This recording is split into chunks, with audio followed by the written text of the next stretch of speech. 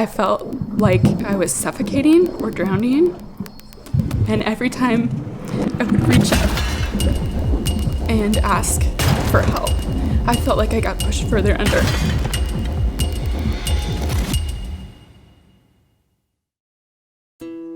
I grew up mostly with my mom, and we moved around a lot.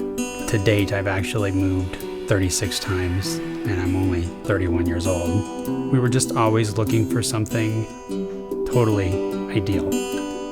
And if something about where we lived wasn't perfectly ideal, then we'd literally pack up our lives and move somewhere else.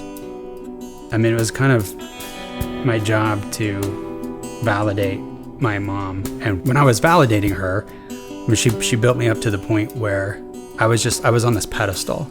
If I failed in that, her temper was just explosive and would come out of nowhere. I think the love you, hate you environment started to really shape me and my patterns of thought.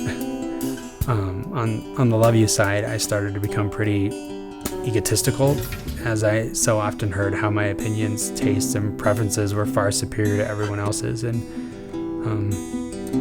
on the hate you side, I think I became pretty insecure in my own need for constant validation of my ideals.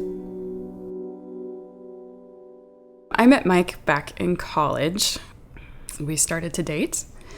It was 2 months before I moved to Colorado for graduate school.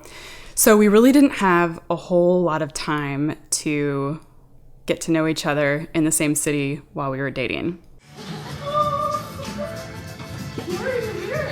It was right before Christmas break in my second year of grad school when Mike drove out to Colorado and he proposed. He surprised me, and he came walking in the door like right after I finished the test and got down on one knee and asked me to be his wife. And of course I said yes. Our wedding day was awesome. Everything was perfect. We had a great time together, didn't want to leave the reception. It was just a blast. So it was a huge surprise to me when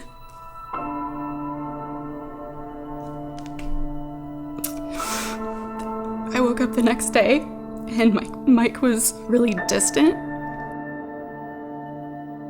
When I'm with someone, everything about that person reflects on me. And because I was trained to only find significance when everything about me is being validated, if that person's not validating who I am, I feel this huge, huge gaping void. I think I realized that I did have kind of this list of ideals that I had created in my head over time. And I think I just kind of started to realize that Kristin was different than almost all of that. That lie that some happiness might exist if I were with her or her or her or her is always haunting me. I know how much my sin hurts Kristin, but it also torments me on a daily basis. I don't want it. I don't want to struggle. I've done everything I can think of not to struggle. Despite the fact that I knew everything about Mike's past, I still felt like it was me. I tried to be like little Miss Perfect wife.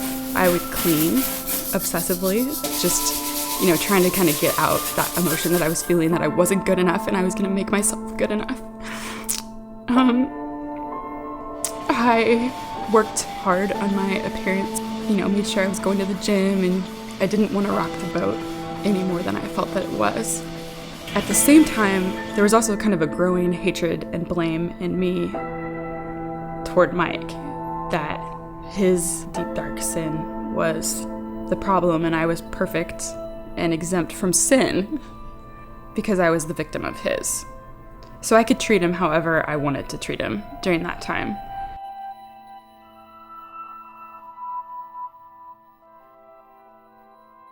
At some point in our marriage, I feel like God started bringing mentors into our lives that really had discernment to be able to really effectively help us grow.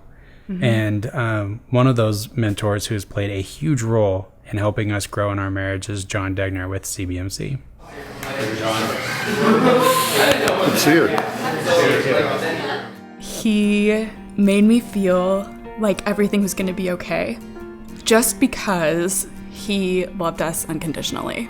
Both of us, not just Mike. And it doesn't matter how bad it is or whatever. I mean, he can like see past that and could tell like that my heart's desire was to ultimately be a godly husband and someone that loves Kristin and loves God. God has grown us in our marriage so much that we actually work together full-time now in our video production company, which never would have been possible in our early years of marriage. One thing that was not on my list of ideals was probably someone that understands me in a really, really deep way. And I think that when Kristin has loved me in the times where I'm probably the most unlovable, I mean, that's the kind of love that starts to break down barriers. And how could I not want to love that kind of love back? It's tempting to think that our story of how John has mentored and built into us is unique, but as we've gotten to know other people across the country in CBMC, I think this is a story I've heard over and over, is that we were at this place of desperation in our marriage. Someone from CBMC was there.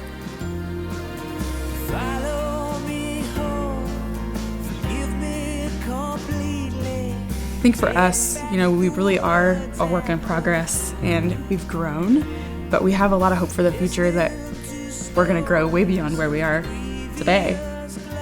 For us, the last 6 years of marriage has been hard, but we believe God is going to use our story for his purposes. So we're excited to watch his story unfold.